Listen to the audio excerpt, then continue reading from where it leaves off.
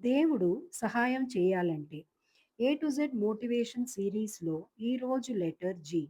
God helps those who help themselves. దేవుడు మనకు ఎప్పుడు హెల్ప్ చేస్తాడో తెలుసా?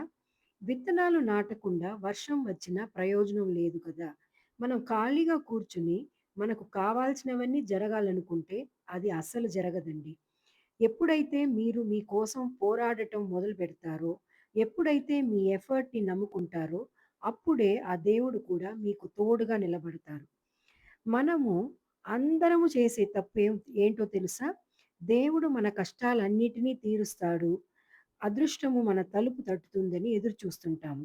కానీ నిజం వేరు.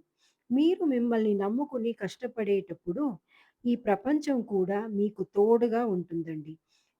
మీకు జరగాల్సినవన్నీ ఖచ్చితంగా జరిగే తీరుతుంది.